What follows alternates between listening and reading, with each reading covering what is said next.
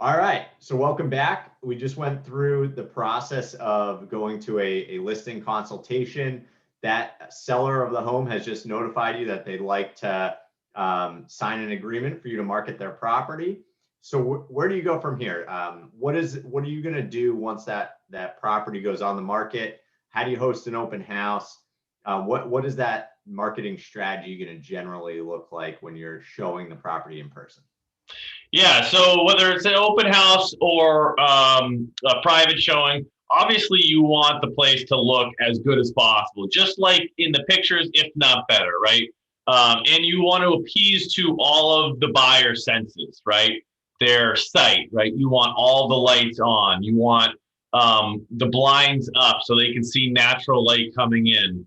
You want the home fully decluttered, making it look, when I tell a client or a seller, hey, the house needs to be decluttered, you want it basically to look like they might not even live there, right? And no, they won't need to have the house decluttered for very long, as long as we're marketing the house, right? They only need, typically you only need a weekend of showings of open houses, as long as the house is priced right.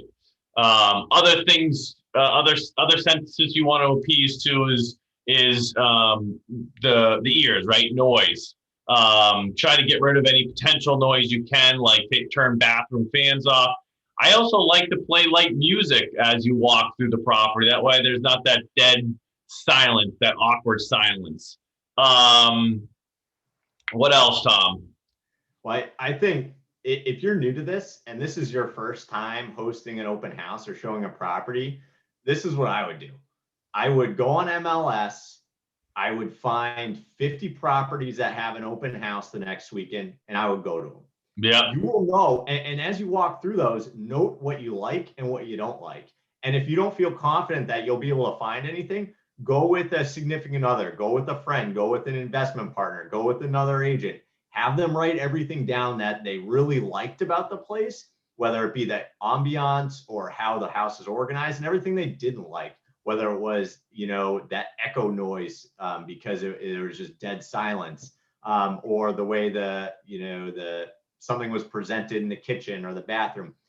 Go and do that. The more you do it, the more you're going to know how a place should look when you host that open house. You will just get that sense. The more repetition you get, the better feel you'll have for it. And everything you just noted is completely spot on. You want to appeal to those senses.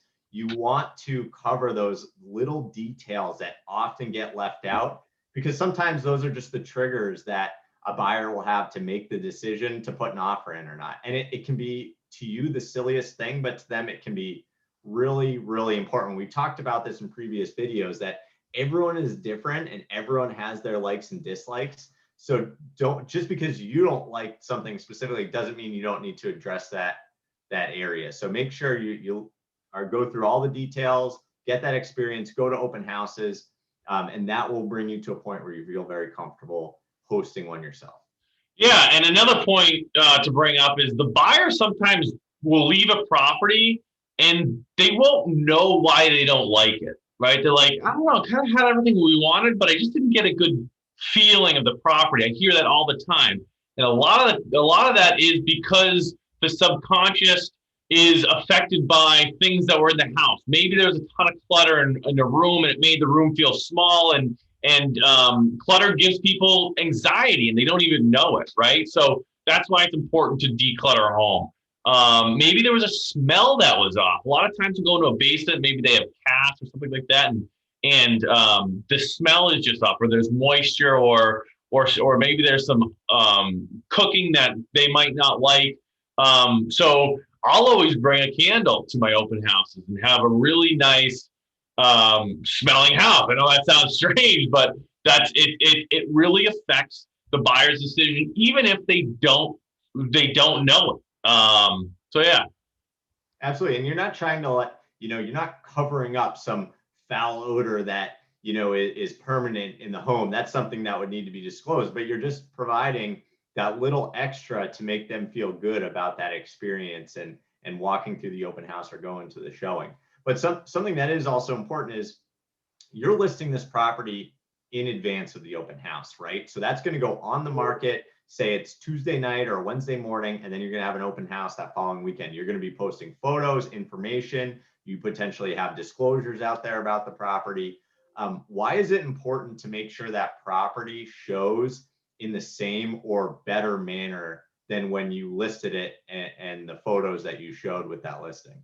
Yeah, you want to show it in the same or better manner just because the client is now has set expectations for this property. They're super excited. So the worst thing you can do is have these pictures that are not relevant to the property and make the property feel much bigger than it actually is. That buyer to walk in excited and then be let down, because that's not the feeling that will drive a good offer or a great offer, right? You want that client to be excited about that property, walk through and say, wow, this kitchen's actually a little bit bigger than it looks in the pictures. Wow. And now they're excited about the property and ready to hopefully jump on it.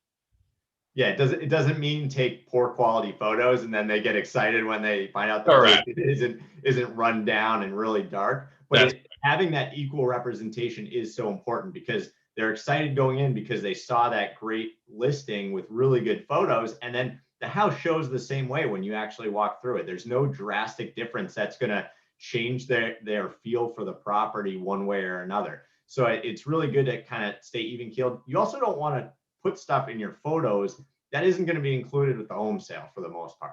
So you don't want to have these great features, whether it be, a beautiful hanging barn door or a really nice washer dryer set or something like that, and you put those in 2 or 3 of the photos, you get the buyer all excited, and they come to the home and they find out these aren't even included. So that might have been what got them there in the first place, but now they're going to walk away thinking, I don't want to put an offer in because part of the reason I went there was the house was represented in a certain manner.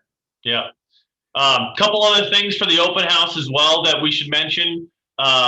You should have an open house sign-in sheet, right? This does a couple things. One, you'll have the sign-in sheet where it says, do they have an agent or not? If they don't have an agent, that's just another opportunity for a buyer to have a buyer client, right? Which is good. The other thing a sign-in sheet does is the new buyers coming in at the open house, maybe they're the 10th person in there, they know they're the 10th person in there, or maybe there's 2 sign-in sheets filled out. Have both of those filled out so they can say, wow, there's a lot of people interested in this property. That will help your seller, and that will help drive the price as well. Absolutely. They can see the competition. They know that there are other people interested, and that's going to make people be more aggressive with their offers when they decide to put one in. Yep. So anything else you want to hit on before we wrap up? Yeah, just one last thing is, what to do and how to walk the client through the property and what to say. You don't need to walk in and say, here's the kitchen, right? To a kitchen. The buyer can see that. Just point out features that are important or could be noted. It's okay to not have to say anything throughout a property. You don't have to fill the air. You put some music on so there's no dead silence. They can talk about it through themselves, make them feel comfortable. One question I always ask them is if they're around or from the area, and if they're not, even if they are, just highlight the benefits of this area and the reason why it's great. Definitely. And it's a fine balance between, you're selling the property, so you want to make sure that they have all the information at their disposal to make a decision to put an offer in. So it's a fine balance between, being too overbearing and being close by all the time and providing too much commentary. Like you said, they know a kitchen's a kitchen, so you don't need to tell them that. But you also want to give them space. So give them enough information to work with, present the key highlights. But a lot of times, they want to feel comfortable discussing the situation with their representation that's there. So don't be afraid to take a step outside or go into another room and let them know, if you need anything, I'm still here, I'm still available. Yeah. Please take your time to discuss. You don't want them to feel pressured. You don't want to be overbearing, because that can just add to that emotional aspect where they might not want to put an offer in because they didn't get a good feeling from you, who is representing the seller. Absolutely. Definitely. All right. So that was a great session. Thanks, Chris. I think we're now confident to be able to host an open house or show a property that we have listed. But if you ever have any questions, please feel free to reach out to either of us. Thanks again.